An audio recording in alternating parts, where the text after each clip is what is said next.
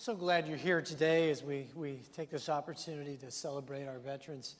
You know, we're in a process this week of ending our fall series on Gary Zukav's book, Seed of the Soul. In this particular week, there's some conversation in the book about authentic power and the idea of what authentic power is. I was on the internet, you know, I love to go there, and I saw him interviewed time and time again. And every time he answered the question, what's authentic power, and how do you get it, he answered it differently.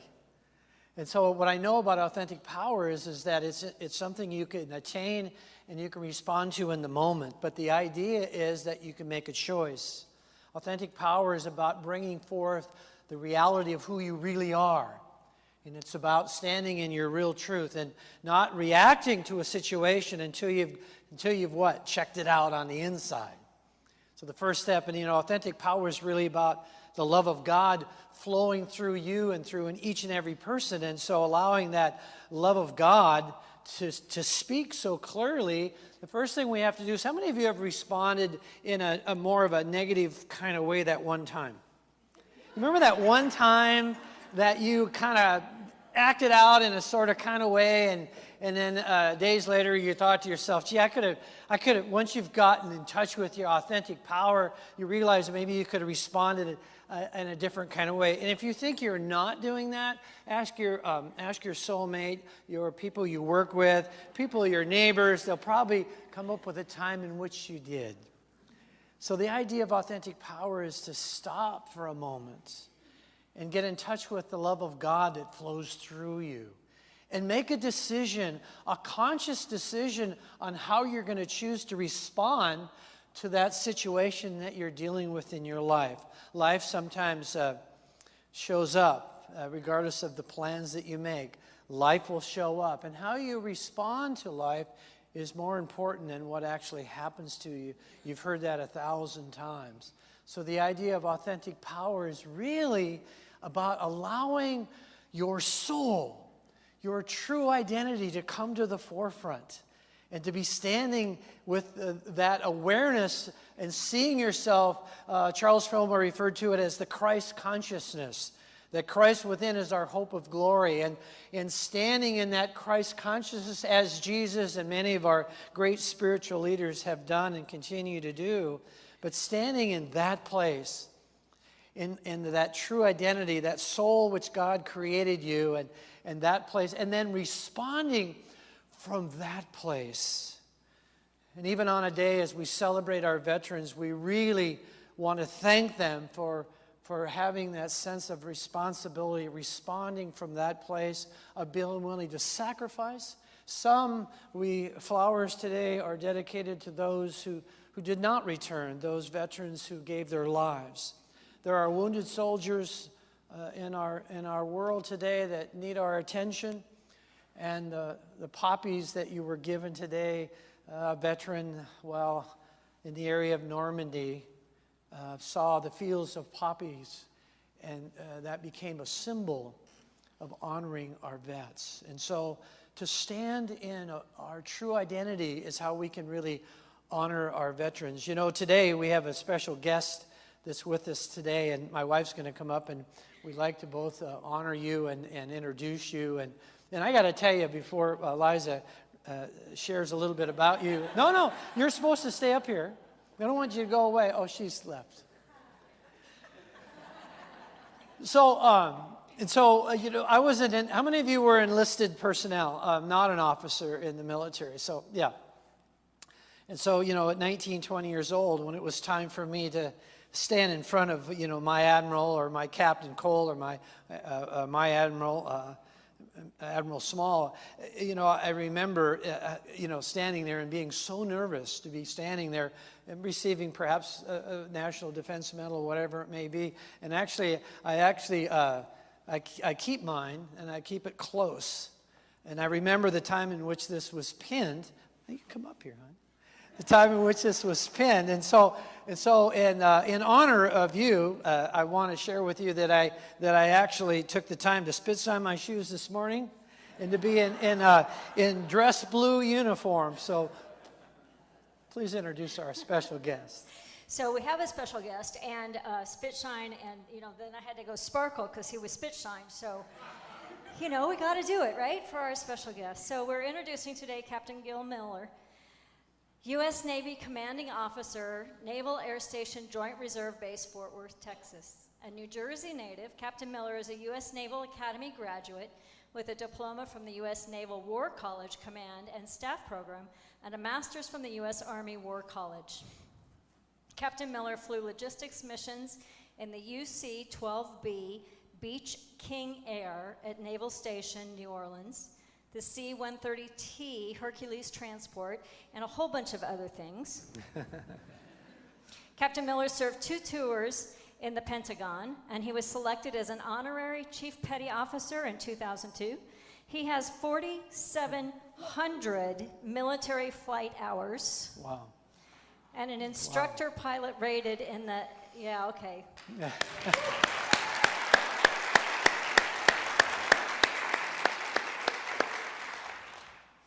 And he's instructed pilot rated in the SH-60B helicopter, the UC-12B King Air, the C-130 transport. He's designated naval parachutist whose personal declarations include the Meritorious Service Medal, 4 awards, Navy Commendation Medal, 5 awards, Navy Achievement Medal, and several campaign and unit awards. Let us welcome Captain Gil Miller.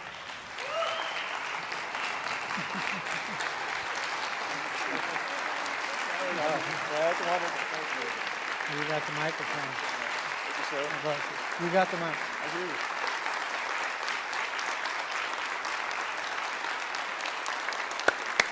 Ladies and gentlemen, thank you.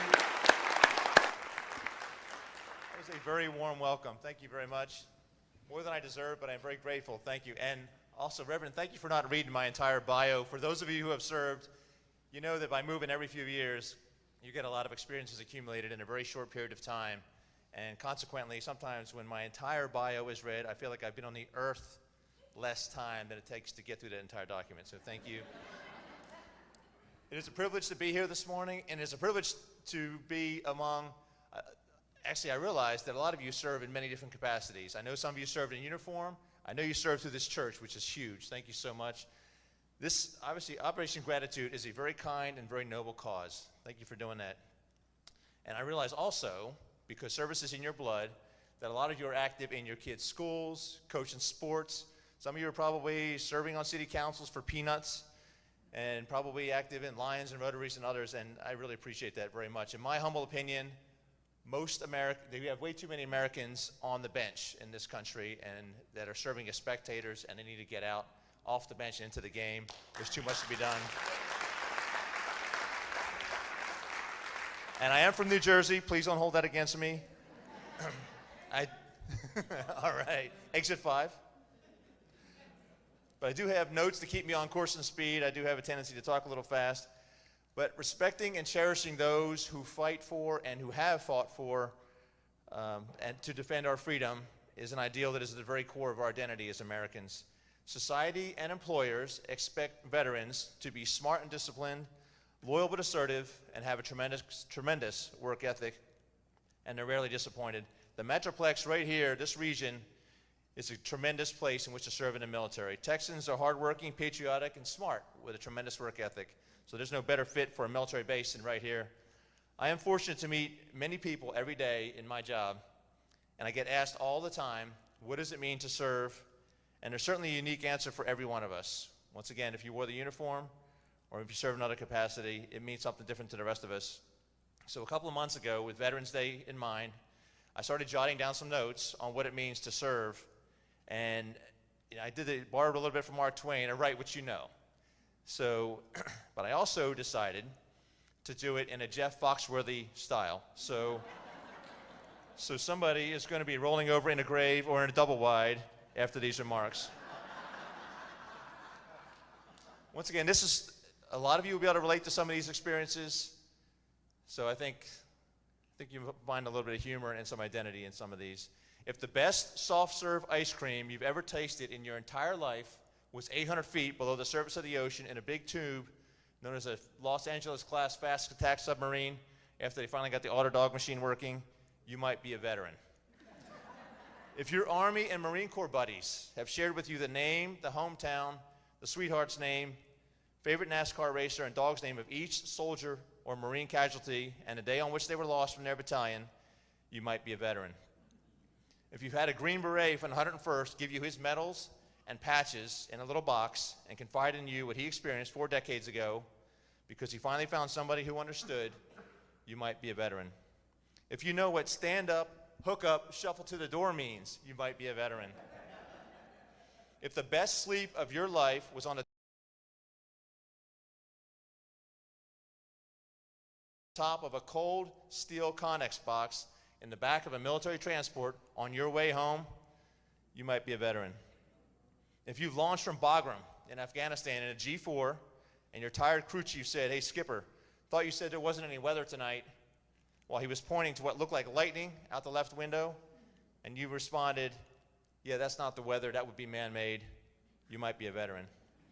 If you've climbed onto the engine cowling of a Seahawk helicopter at 2 o'clock in the morning to check on your 19-year-old engine mechanic who was soaked through from sea spray because the flight deck of a frigate is only 16 feet off the surface of the water, and asked him if the bird would be up for the first launch, and after he politely replied something to the effect that your time would be better spent in the rack than bothering him if you were going to chase after drug runners in the morning, and then he followed up with, "Hey, Lieutenant, ever wonder why it takes a college degree to break it and a high school diploma to fix it?"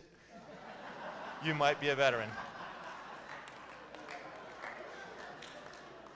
If you've ever looked at the Hindu Kush mountain range in the wintertime, beautiful and covered with snow, and thought out loud, "Too bad we can't just build these folks some ski resorts and make them stop fighting," you might be a veteran.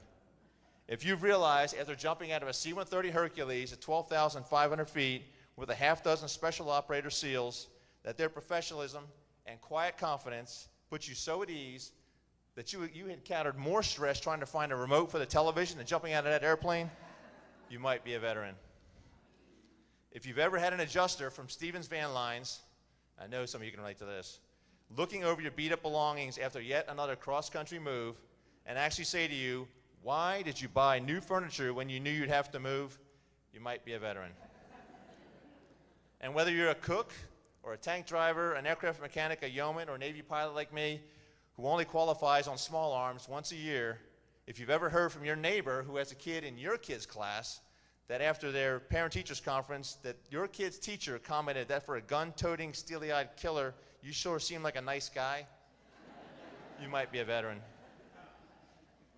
After dropping off Navy SEALs in Cartagena who faded into the jungle without you even shutting down your C-130 motors and taking back off on a gorgeous day over the mountains, if you've ever felt indescribable pride and satisfaction, mixed with fatigue, of course, and remarked, "Can you believe we get paid for this?" only to have your flight engineer sitting right here respond, "We don't get paid for this part, we get paid for all the bull crap," you might be a veteran.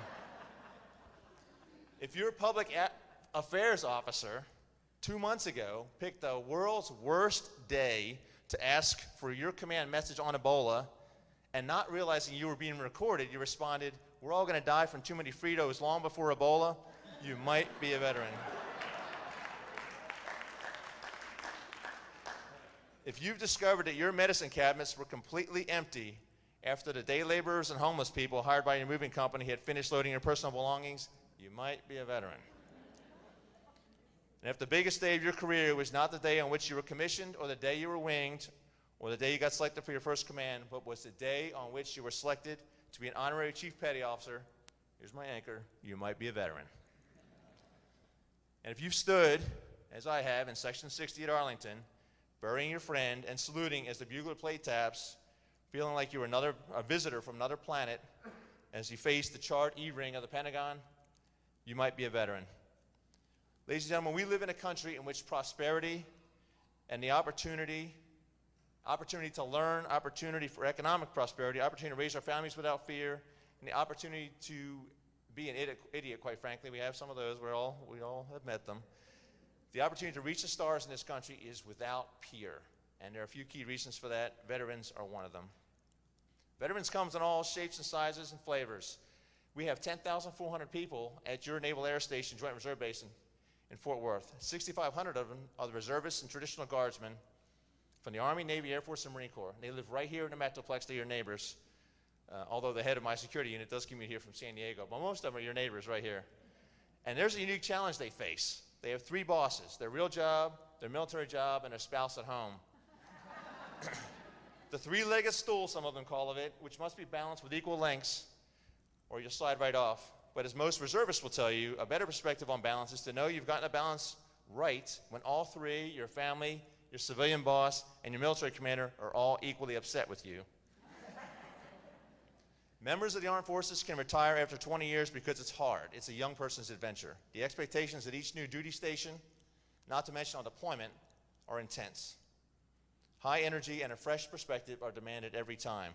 Veterans and their families understand better than anyone else that being a free nation and remaining an inspiration of opportunities and prosperity to the entire world comes with a heavy price. They understand what it is like to run toward danger instead of away from it. Not everybody serves 20 years, not everybody should. It's tough on a service member, but it's much harder on the families.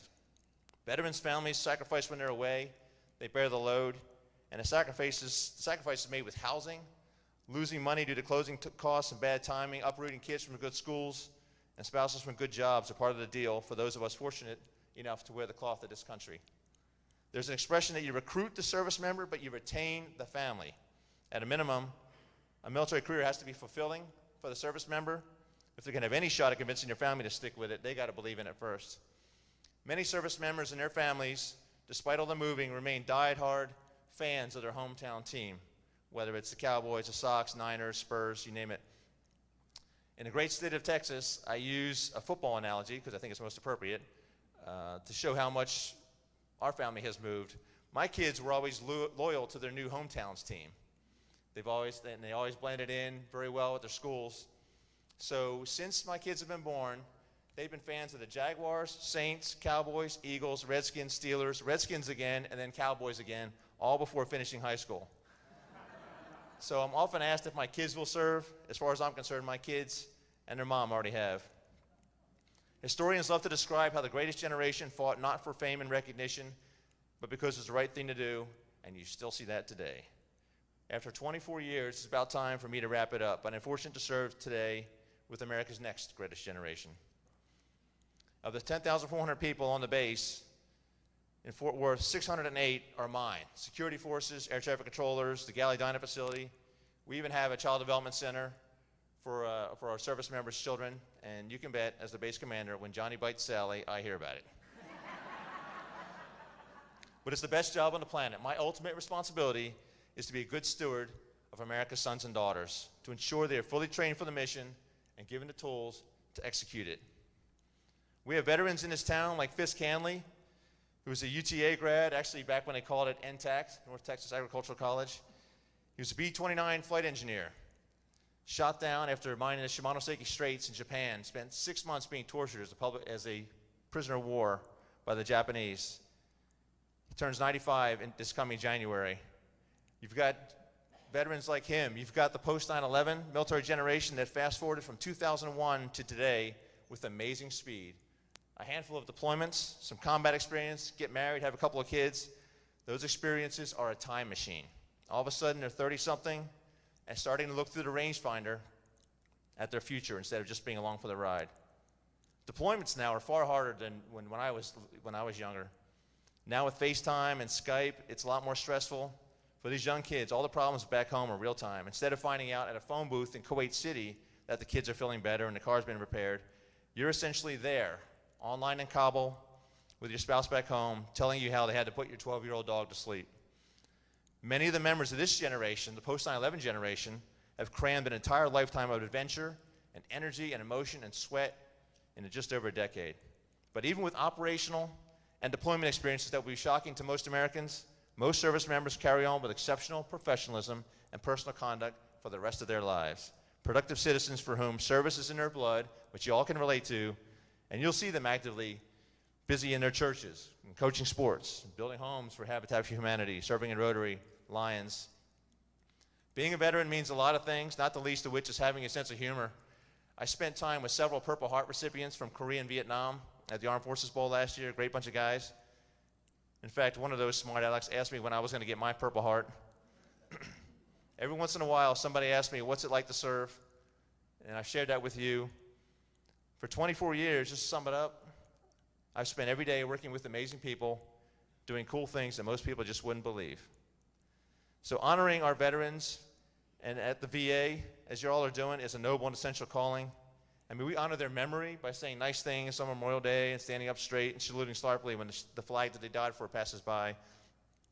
But we honor them, the Americans, the service members, the moms, dads, brothers, sisters, and sons and daughters, as the Reverend mentioned, who've made the ultimate sacrifice that these flowers are here for.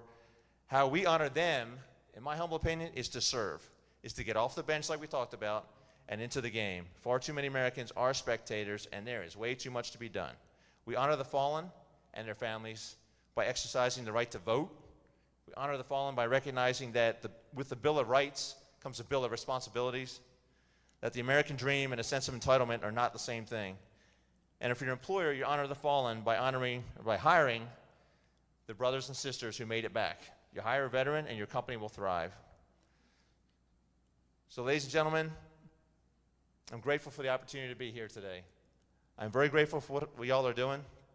I've been very fortunate this tour. I've had a chance to honor our fallen by taking on the Wounded Warriors in a softball game a few months ago, and then getting my butt kicked right afterwards. They were amazing. And one last thing I will leave you with. We can all honor our fallen heroes and their families by recognizing and living every day with the realization that unless your family loses a loved one in the prime of your life, you don't know what a bad day really is. So thank you for, once again, honoring our veterans, serving them, and serving in our communities for what you all do. I'm immensely grateful, and we need it.